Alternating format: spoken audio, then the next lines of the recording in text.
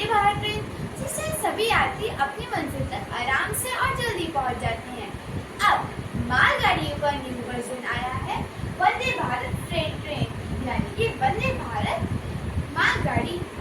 तो आज मैं आप सभी को इसी के बारे में बताऊंगी। चलिए शुरू करते हैं। यह ट्रेन भारत की पहली आधुनिक हाई स्पीड मालगाड़ी है और इसका उपयोग दवाइयाँ, फल, सब्जी व ई-कॉमर्स पार्सल के लिए होगा। और इसका पहला ट्रायल जुलाई 2026 में राजस्थान के कोटा रेल मंडल में हुआ था। इसका ट्रायल टाइम कितना लगा था ये बता 145 किलोमीटर प्रति घंटा ये ट्रेन चली, पर इसकी रियल क्षमता 160 किलोमीटर प्रति घंटा है। अब मैं आपको बताऊंगी इसमें क्या क्या चीजें हैं। कवच सिस्टम यानी ऑटोमेटिक प्रोटेक्शन सिस्टम, इसमें दुर्घटना होने की संभावना नहीं होती है। सेकंड है रोलर फ्लोर, इसमें रोलर फ्लोर लगे होते हैं जिससे भारी सामान आराम से मालगाड़ी में लोड हो जाता है।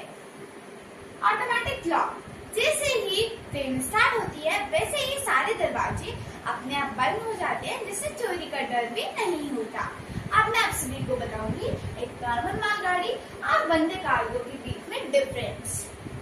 एक नॉर्मल मालगाड़ी की स्पीड 60 से 70 किलोमीटर प्रति घंटा होती है, जो कि और एक वंदे भारत वंदे कार्गो की स्पीड लगभग 150 से 160 किलोमीटर प्रति घंटा होती है, यानी कि नॉर्मल मालगाड़ी से 2 गुना ज्यादा। इसकी मालगाड़ी की क्षमता 40 से 45 वैगन भारी सामान के लिए होती है। वहीं वंदे कार्गो की क्षमता 16 आधुनिक कोच है, सिर्फ क्योंकि ये हल्के फुल्के सामान के लिए ही बनाई गई है। मालगाड़ी में कोल्ड स्टोरेज नहीं होता है, ओनली नॉर्मल डिब्बे होते हैं। वहीं वंदे कार्गो में रिफर कोच होते हैं, यानी कि रेफ्रिजरेटर सुविधाएं होती हैं।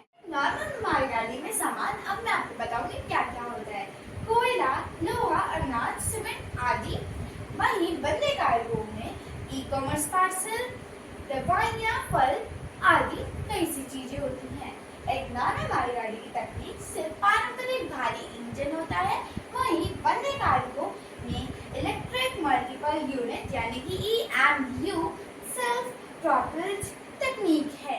इसका मेन जीके क्वेश्चन ये भी बन सकता है कि इस ट्रेन का निर्माण कहाँ पर हुआ, तो आपके पास भी आंसर होगा कि इस ट्रेन का निर्माण चेन्नई की इंटीग्रल कोच फैक्ट्री यानी कि ICF ने तैयार किया है। और इससे अब मैं आपको बताऊंगी कि इससे हमें क्या क्या लाभ मिलेंगे। तो सबसे ज्यादा लाभ तो किसानों को मिलेंगे, क्योंकि पहले किसानों के जो प्रोडक्ट्स होते थे यानी कि दूध, सब्जी आदि, उन्हें ज्यादा दूर नहीं भेजा जा सकता था क्योंकि मालगाड़ियों में रेफ्रिजरेटर सुविधा नहीं थी, लेकिन वंदे कार्गो में है। तो सबसे ज्यादा किसानों को लाभ मिलेगा। दूसरा, ई-कॉमर्स कंपनियों को और व्यापारियों को लाभ मिलेगा।